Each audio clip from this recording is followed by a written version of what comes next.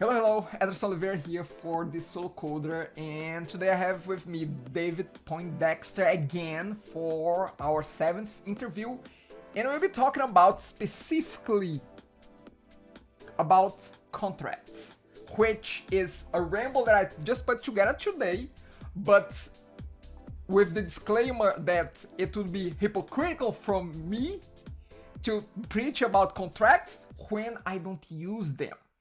And I knew that David, as a very rightful guy that he is on his business and doing everything, correctly, I knew that he was doing contracts. He had contracts with his clients, so that's the reason why we are talking today. David, thank you for being here. Welcome back. Thank you, Anderson. Always a pleasure to speak with you, my friend. Perfect, perfect. Okay, so let's get down to it, David. Can you tell me the benefit? The benefits, not why, because I know why I should do contracts, but tell me the benefit of doing contracts on my solo coder business with my clients. Tell me that, please, convince me. So my initial thought on that is that, it offers a peace of mind, one for you as the provider of a service, to know what it is that you are promising to your client. It gives peace of mind to the client for them to not have to guess what it is that they are going to receive or what is expected of them in an engagement. Because a lot of times we think of, client doesn't have to do anything in this project, but we know very well that there's responsibilities for the client as well. So you can certainly go crazy with contracts, but I mean, the ultimate benefit is the peace of mind for both parties so that you really have what your big items are on the table, on paper, to reference should something slip off or, a requirement change or something like that. So, Okay. yeah, I think the biggest benefit is just the peace of mind for both parties. Okay, so I would like you to step back for a second and think about, because you're running your business for a few years already. So have you always used contracts since the beginning with your clients? Yeah, I really have because, and we've gone through various phases of what that contract looks like. And of course, different projects take on different form and require a little bit different type of contract. But my background was, I had a period of time where I was working with IBM as a proposal manager. So I was writing contracts for these large bank migration kind of stuff where we would turn off a branch on Friday afternoon and bring it back up on Monday morning on a completely new system. So as you can imagine, there was a lot of, and that's complete computer overhaul of the systems and network and everything in that particular branch. So, if we were working with a Bank of America or a Wachovia or something like that at the time, Wells Fargo, there was a lot of logistics involved, a lot of details. So these were massive proposals and contracts that were done. So that was kind of my world. Of course, in a business like this, it's not really that complex. Sometimes there are fairly complex, but yeah, we always have. And so I leaned towards the more complex stuff because that was my world then. And over time, I have simplified and simplified and simplified those contracts to try to make it easier for the client and so forth. And I'm sure we'll dig into some of those details here in a little bit. Got it, got it. Okay, so I guess that you were a bit biased there because of your background, because where you're coming from, you were biased towards having contracts since the beginning. That's fine. As I said before, I have not done a single contract in my 10-year career right now as a coder, as the owner of a small agency. I have not done any. My question to you is, do you feel that contracts, and I guess you may have, let me ask anyway, do you feel that contracts, it creates a point of friction with clients? It can. It's really all in the presentation of it, I believe. A lot of people, when they hear the word contract or proposal, they really go towards the legal mindset thought process there. And that's part of your sales process, is to really kind of mitigate that a little bit. And really, like, my message is typically that peace of mind message, because that makes sense. I mean, I want peace of mind that I know what I'm doing and what I'm promising to you as a client. And Mr. Client, you want peace of mind not having to be surprised along the way. So, that's of benefit to both of us. So if you approach it from that win-win peace of mind standpoint, it helps to keep it from going into that legal mindset. Of course, there is the legal aspect of a contract, right? That's one of the reasons that we do them as well.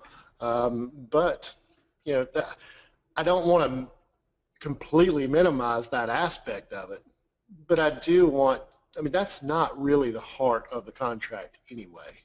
It's not to be able to ding somebody or to call them out on a technicality or something like that. It's really to make sure that we're on the same page when we start out the project, because you could say to me, I want you to build X, and here's my vision for what it'll be when it gets to the end. But if we don't dig into some of those details and really hammer out what that's like, I mean, I could end up building you something that does exactly what you asked me to do, but it is totally not what you expected. So it really helps to set expectations as well. Got it. Got it. Okay, so Sometimes you can't predict it, right? Because there's different types of projects. There's these fixed kind of projects where we call that waterfall in the development world, right? Where you've got all your requirements up front, detailed out, you've got detailed design requirements. That's easier to do a contract on, because you know everything, and you can really put it all into the contract and even roll it into like a statement of work within that contract. But on something that's more of an agile type project, you have to take a little bit different approach with those contracts, and it's more about, here's what we believe, here's what we know at this point, but we are engaging in this type of an arrangement that is ongoing and that will evolve over time. And this is the parameters under which we are going to work.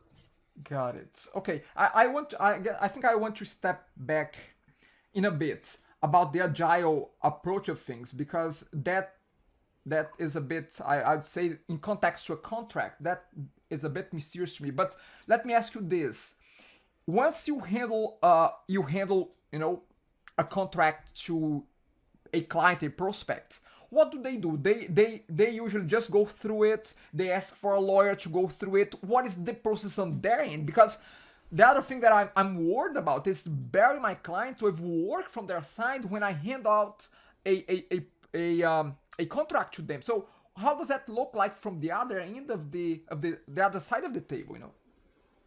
So I guess the question, I would actually answer that with a question back to you. Do you want the pain up front in the project, or you want the pain in the middle or towards the end?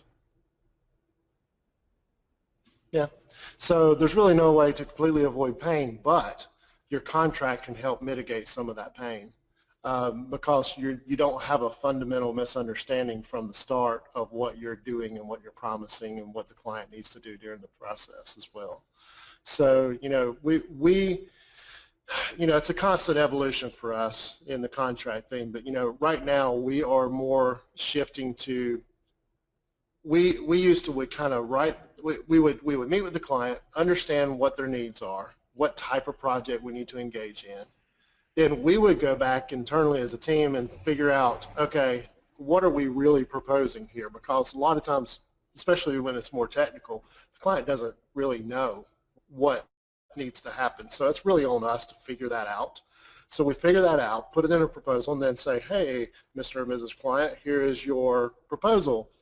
Take a look at it, read it thoroughly. We encourage that, but get back to us with either a signature or any questions if you'd like to go through it. That was kind of our approach for a long time, but what we discovered is that, what do you do whenever you sign up for service with an internet service provider or a mobile phone service provider, and they hand you the contract? You go, oh, I actually have to sign that in order to get an account, right? So most people do not read that, and they just go to the signature and they do it. Well, even though ours is not that type of contract. It's not all this legalese and so forth like that. It's more in layman's terms type of contract, even though it does have some of those legalese, fine print kind of things at the end as an addendum. Long story short, we've gotten to the point where we realize that clients do not read most of what they do. They go straight to the pricing area to see if the price is what they expected or didn't expect, if it's within their budget. If it looks good, they may read a few bullet points here and there, so we try to bullet point things as much as possible instead of writing these long dissertations. They just weren't reading them. So now we have shifted to, okay, we have your proposal ready, Mr. and Mrs. Client. Please, we'll schedule a meeting, either face-to-face, hopefully, if they're local. If they're not, online, to where we will go over, we will deliver the proposal to you while we're in the meeting, and we will highlight the areas of most importance with you and answer any questions with you as we go through it. Of course, they're not going to have time to read it in detail at that point, but what we're finding out is that works better because we're able to really highlight the areas that are most important, we believe, to the client and to us during that process, and it helps to mitigate that overwhelming feeling of I've got to read all this and so forth. And for those people that are the ones that don't sign anything without reading it thoroughly, that it's fine. It doesn't give them a hard time either because you're just highlighting it. Some people are ready to sign right there. Some people are not. And they have the freedom to go and read it in detail. We actually encourage that. So we're finding that works better. Let me ask you a question there, because when you started, answering this last point, you just mentioned about proposal. So do you word it as a contract or as a proposal? I'm just sorry for being that picky, but no, that's actually a good question. We don't call it a contract. We call it a proposal. Now, for more complex development projects that require, especially if it's a waterfall approach rather than an agile approach, it really warrants a statement of work. And that's where you're really detailing the work that you're doing and what you're agreeing to do and what you need the client to do in that process as well. And key milestones. So there's some project management component to that as well, because you're really spelling out the timeline and the proposed schedule of things and all that as well. But the short answer to your question is no, we don't call it a contract. okay, I think that's an interesting angle there, because I think that's, again, as much as it seems to be minor, but at least in my head, a proposal is less threatening, I'll be honest, than a contract, Yeah, and by the nature of you having a signature area, it is a binding contract. Whatever you call it is up to you. I mean, we do have some things that are like more cookie cutter type stuff, like for instance, if you wanted to get a hosting plan for your website with us, although we're not a traditional hosting, but we do have a hosting agreement or a support agreement for ongoing support hours. And agreement's probably the most legal term that we'll ever use. Got it. But I mean, it's a contract too because they sign it and so forth. So. Yeah. Got it. So I want to get down into a little bit more details about the contents of that proposal or contract. But before I do that, let me just ask you this. How do you deliver that to your client? Is that, because I think that you have a lot of face-to-face with clients, but do you deliver that one-on-one to them, face-to-face, they sign here? Do you do that digitally where they sign, they scan back, they send it to you? How do you handle the fine details of that process, Yeah, so here's the famous answer. Depends. Depends on what the project is. If it's something that's a more known thing for us, something that we do all the time and we don't have to really think too much about it. We've got, for lack of a better term, templates that we use for that type of thing, and we crank those out in a matter of 20, 30 minutes or so, if that, and plug in the client's information and all that, change a few things here and there, and that may be specific to them, and we have a system to do that and deliver those digitally. However, even though we have that digital system to send and get them to sign it online and all that kind of stuff, we're still finding that we put it in that system and then we schedule a meeting, and during that meeting we deliver it to them so they can pull it up and we walk through it in that meeting. And then we explain to them during that how to actually sign it too, because some people do not understand how that works. So for more custom type projects, we're still pretty old school with that. We still have templates, for lack of a better term, but we'll build them in Microsoft Word, for instance, based off that boilerplate type proposal that we have, fill in the exact details that needs to be there, generate a PDF. Sometimes we'll put that into something like an Adobe Echo sign, for them to actually sign digitally.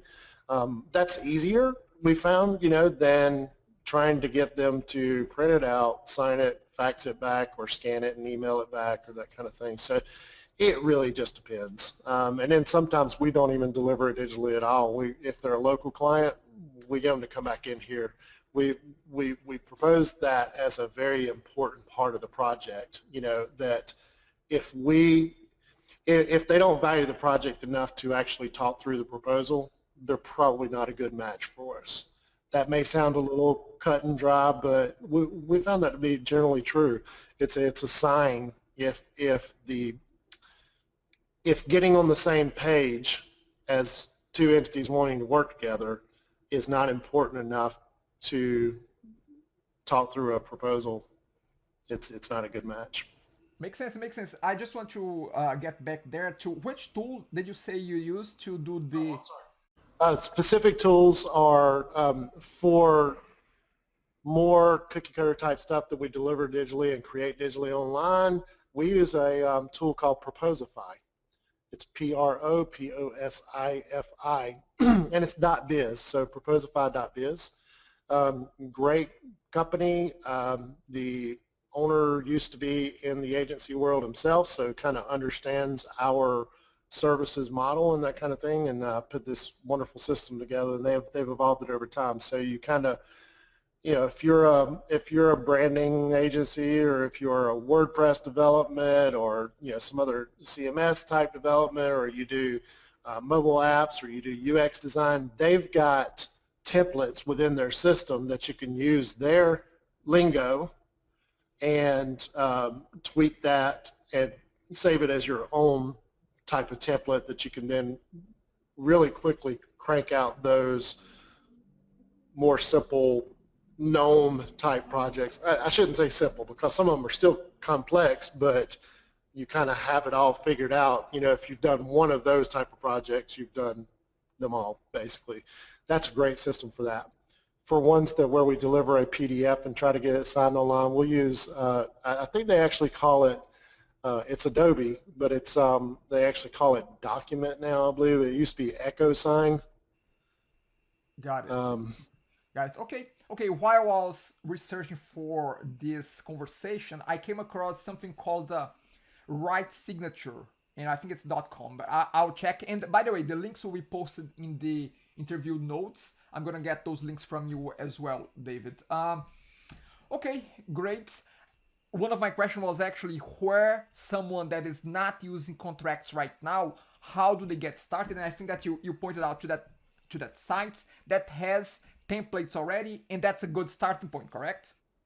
Yeah, it really is a good starting point. I mean, and if you enter into that world of generating these proposals or contracts, you'll find real quickly you don't want to spend hours and hours on these things unless they're really complex and they just require that much thought. So the more that you can, it's some work up front to get them, worded the way that it's right in your voice and so forth. Their templates are great, but you may not say something the way that they say it. So you want to take the time to set up your own versions of those templates. But once you get it done, I mean, literally it's putting the client information in and making a few minor tweaks here and there. But you've got things that, you can really think through, okay, my terms and conditions or whatever at the end, that really is not something you should touch. once you get it figured out, you want to do that same thing for any project like that. So why reinvent the wheel every time? And that's what this kind of system will really help you do. Plug in the information, make very minor tweaks, and in a matter of 15, 20 minutes, you've got a proposal ready. Got it. So now let's get down a little bit deeper into what the contract should include. I'm just talking about, the different sections of, and I Mhm. would assume there are some obvious ones, but can you just go through, I would say, what would you call the sections of a contract, like, deliverables, time frames? Can you dig into that a little bit?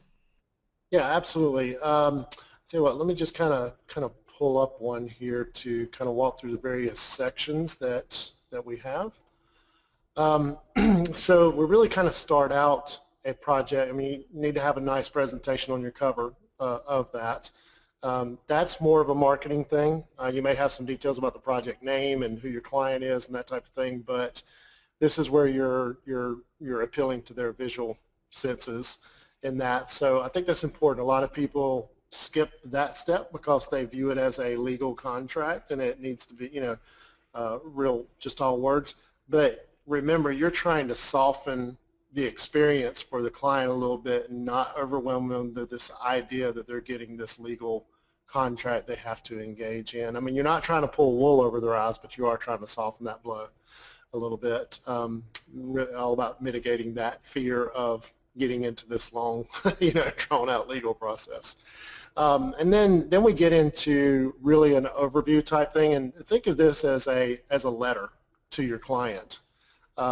We use that to summarize the project just at real high level, no details about the project other than Client X has come to us. We enjoyed meeting with you the other day, and discussing the details of your project. We look forward to this. We believe we can help you in this way, and you might would include something like a promise in there as well. By engaging with us on this project, we promise to do this for you, and that could be any number of things. If it's a SEO type project, you could make some guarantees along the lines of that over a period of time. You hope to see this X percentage of traffic increase to your site, that kind of thing. So you might would include some type of promise. Very short, no more than one page. Usually it's about a half page. Double space kind of thing. Then we get into the scope of the project, okay? And this may include things like, are there any kind of setup type steps for the project, or kickoff type activities? What are like if you're building a website, for instance, you may want to develop a site map as one of the first things that you do for the site, or then maybe discuss some design ideas and that kind of thing. So this is really a listing and a brief description of each of those services that really defines the scope of what you're doing. Again, not a ton of detail. So in most of the projects, this is only 2, maybe 3 pages at most, and nice spacing between these sections with good headings and so forth that you can see in there, and they can quickly. The more you can use bullet points, the better off you are, because it's easier for someone to read bullet points than it is for them to read these long paragraphs. And we don't do things like justification and all that. I know I'm getting into the real details, but it's like if you do the justification, it decreases the ability to read that quickly and so forth. So we try to stay away from that. Then we get into really about the time frame of the project. And again, this really kind of depends on the type of project, but if it's a known thing, you can detail your time frame because you know what you're going to be doing and generally how long it takes. Again, this is a proposal. So here's where we've kind of shifted to, even for some projects where we really know what it's going to take. But let's take a website development project, for instance. That's pretty known. We know everything that needs to be done.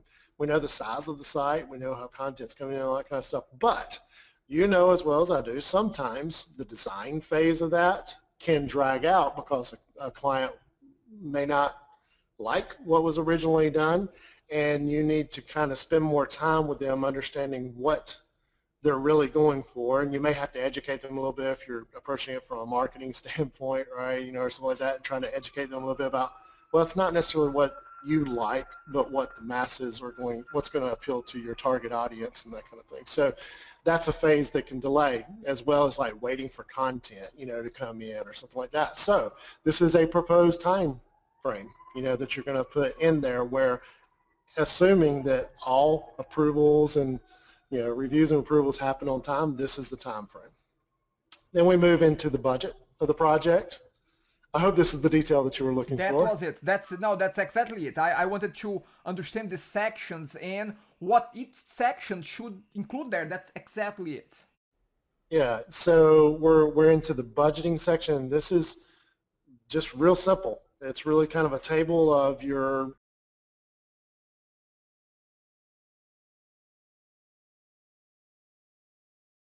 and this is where you may have your payment terms in there. You know, you may take a payment 50% up front and 25% at half of the project and 25% at the end of the project, or you may assign a value to each of the scope of service sections that are included in this. You know, so if you generate a site map, I'm using silly examples now, but you know, you may actually put a value on generating a site map or something like that. That people have different ways that they want to do that.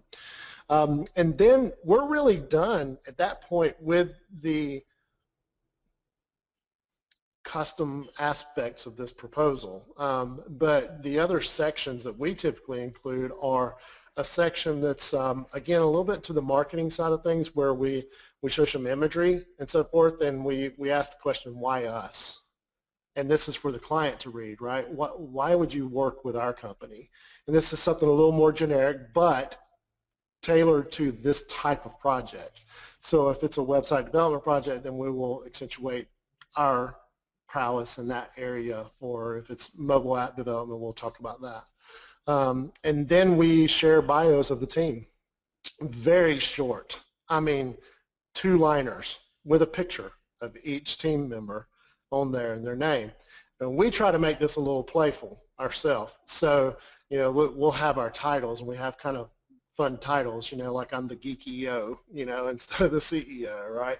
And my description is the dude with such diverse career history that he can easily say, yep, been there, done that, but he hates to brag or be pitied.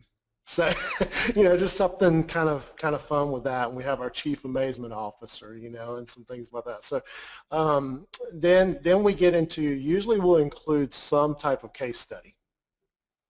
All right, with that, so for each major type of project that we have a case study associated with that type of project. And we just put that case study in every one of our proposals that goes out for that type of project. So if it's a web development project, we'll have a case study on a particular site that we did and what we did for that client. And then finally at the end, we do have a section that really is either the statement of work or contract, if you will, and this is where the fine print, or whatever you want to call it, it's not literally smaller than everything else, but this is where the real details of how the engagement works. So this has a lot of sections in it, and it's probably the longest part. This is about 6 pages or so, you know, usually, and this is where it specifically defines the services that are being rendered, what it means, you know, what kind of charges are for the services performed. Question. Is in that section that you were just talking about now, is that thing where, if you are doing a more traditional waterfall type of approach, is that where you're gonna stick it in the entire requirements documentation that you have? I mean, you're gonna stick it in there? So that's a great question. I'm kind of going through right now what one of our Proposify templates are like.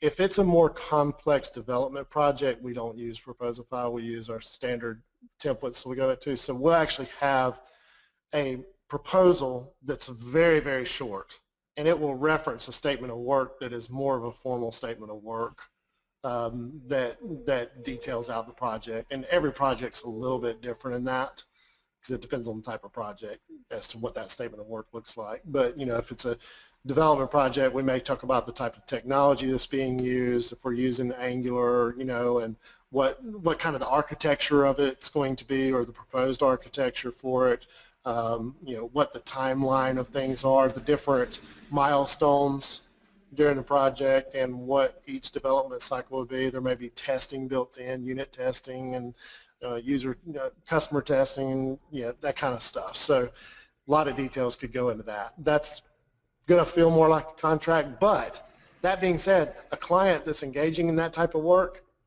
they don't have a problem with that. They'd rather see that kind of detail because, even though they may not understand it all, they know we're agreeing to something specific. It shows them we have a act together. So back to the proposal side, the what I'm calling a statement of work or terms section, this is really a lot of boilerplate stuff. It's very not specific. The only thing that's really specific to the project is the amount, like the money that's being spent and what the terms of payment are, for that. Billing schedule would be in there. What does it mean if you cancel the project, and when can you cancel? What are your rights in this? And this is more legalese, but it's still a little layman-ish, kind of terms that are in here. But things like this represents the entire agreement between us, and there's no other documents that that kind of legalese that you put in there, and who's responsible for releases. Like if we're doing something like a website and we need releases from somebody for photography or for quotes and stuff like that, we're making sure the client knows that they're responsible for those type of things. They may never even deal with that, but we're just covering our butts in that situation, but also the client too. So there's things like confidentiality in there. So we're entering into a confidential relationship where we're going to learn some things about your company. You're going to learn some things about our company. This is considered confidential. So it's kind of like an NDA as well, non-disclosure type thing. What does it mean to terminate the project, and transferring, who has ownership of things, what's the governing law of this, and what representations and warranties are being made or not made, and what is the severability, those kind of things. Again, this is something that you would probably want an attorney to look at, but that being said, Proposify has all this stuff in there. We just tweaked this to make sense for us. Okay. You know what? That's the reason why I charge for a discovery phase of a project, because and that's one more reason. That's one more reason. If I was supposed to add contracts on top of what I already do with project type of clients, that's yet another reason why we should all charge. We should all charge to propose to people. Damn it. So Anderson, good point. And the more complex the project is, okay, so if a client comes to us and they say, I know exactly what I want, here's my detailed requirements for this. Let's say it's a development project, so very complex, but they have the prowess, they understand, they just don't want to actually do the work, or they don't have staff there to, developers on staff to actually do it. They may know what the heck they're talking about. So, they come to us with clear requirements. We take those requirements, review them, make sure we feel comfortable with those requirements. I have no problem proposing that for free. However, if a client comes to us and says, I want to do X, Y, and Z, and I have no clue how that's going to be done, I just know other people are doing it, and I want to be able to do it. Well, that's not enough requirements for us to give you a price on anything. So I'm going to charge you on an hourly basis to play that business analyst role, or maybe even architect, or maybe, that kind of thing, software architect if it's a development project, to really help them through the process because they don't have that wherewithal to be able to do that. So absolutely we should be charging for that. And I will build that proposal time into that too, because that's not trivial, putting together a proposal for something like that, especially when there's so many unknowns. I see. And again, here are the few things that I really got from you that I really like, and it may convince me to go through proposals and contracts more formally is the one, the fact that you're not calling them contracts, you're calling them proposals, that soften things, and I mentioned about this point, but also that you are making things a little bit lighter there, of making putting some things a little bit fun there as well, to light things up too. It's not a dry document that they just need to go through a bunch of condensed text there that they don't care to read much. There's more than just that, and that can light things up a little bit, and I think that can overcome some of the potential obstacles. Now, I just want to finalize by maybe go back to your experience there in running your agency there, of times that you had to come back and forth with clients because they didn't agree with certain points, and maybe it was about the cancellation, that they had a sticking point there. Was there any situation like that, David, that there was a lot of back and forth of try to fine tune the bullet points that were not in full agreement between you and the clients? That is a very rare situation when that happens. And, you know, I have stomach pain because of that. And the reason I say that is because, I would love for a client to come back and say, we have read through your proposal. We don't understand this section and this section here, although it's close to what we talked about, it's not really what we had envisioned. How do we get this refined to the point where we can engage? I would absolutely love that, because even though we try to discover as much as we can, usually those meetings are about an hour or an hour and a half with a client. And for more complex projects, it's really just not enough time. So, this is where I have a hard time agreeing to do a proposal. So a lot of times I won't, unless we can get to that point where I really have my head around what the client wants or needs. So all that to say, I would love for, once we present a proposal, and this is why we're actually now shifting to, okay, client, we have your proposal ready. We'd like to schedule a time to review that proposal with you, because let me tell you what happens. When we would deliver the proposal to them, either via email or through a system via email or whatever, they're immediately going to go straight to the price, and if it's not close to what they wanted or believed it should be, they never talk to us again. They don't even say this is not going to work out.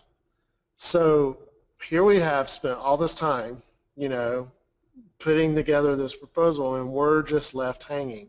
And we follow up, no response to emails, no anything. And this happens. So either one of two things happens. Either they sign it or they disappear. That's the typical scenario that we have run into. Very rarely has it been, I read through this and could you explain this, or can we refine this section? And we always say, this is a starting point for our conversations about engaging.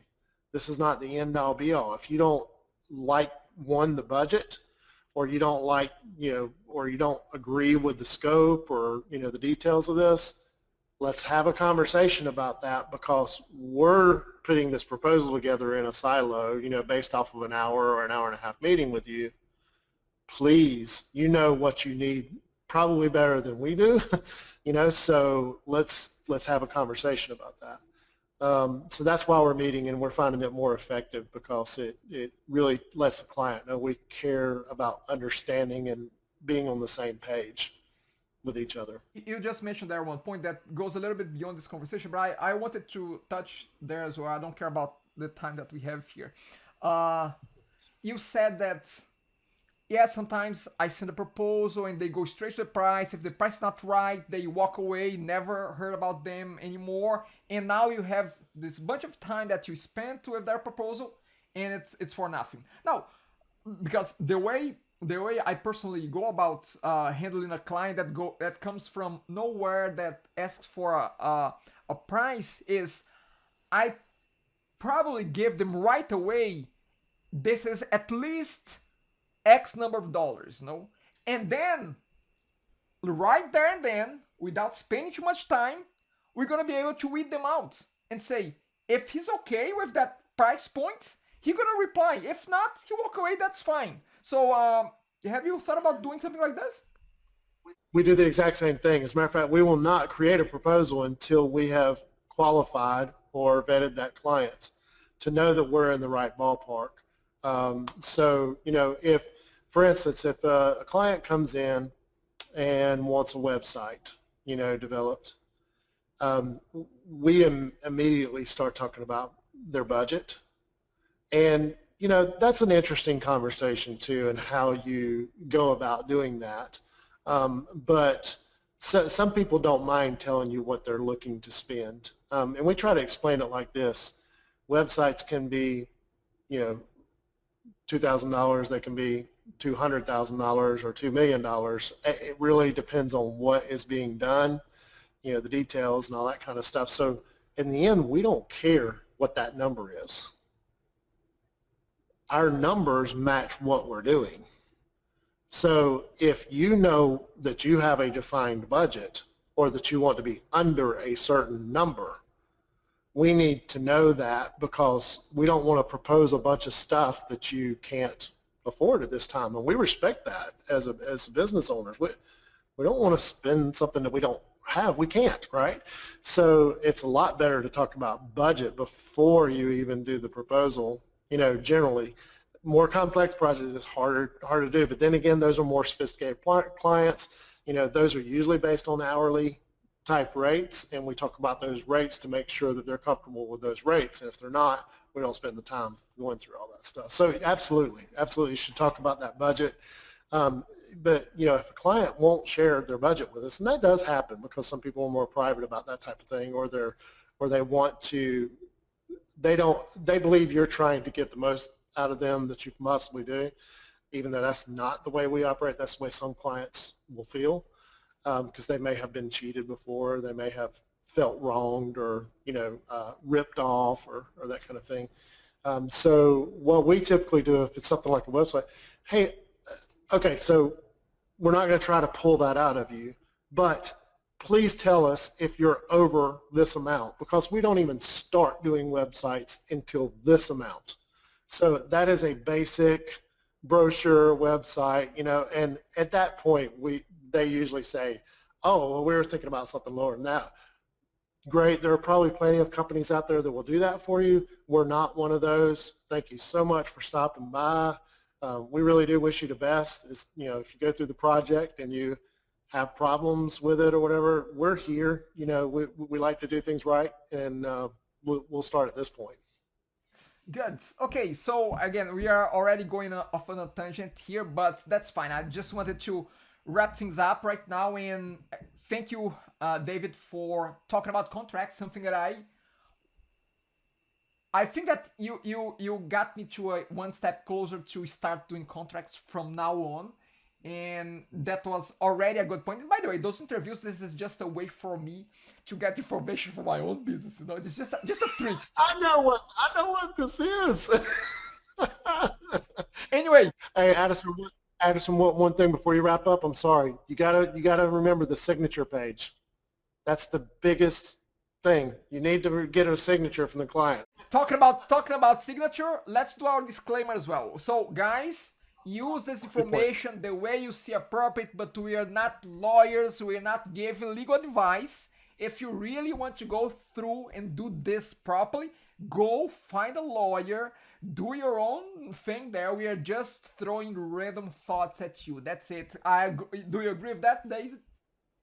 Absolutely. We're not lawyers, and if you ask me if you should have it reviewed by one, I should say absolutely yes. We are just trying to cover our butts.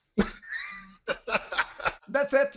Again, David, thank you very much. Good to have you here again. And whenever there's something that I don't know and I'm not comfortable with and I don't have the expertise and I have not done in the past, I'll bring an expert. This guy here. He is the expert.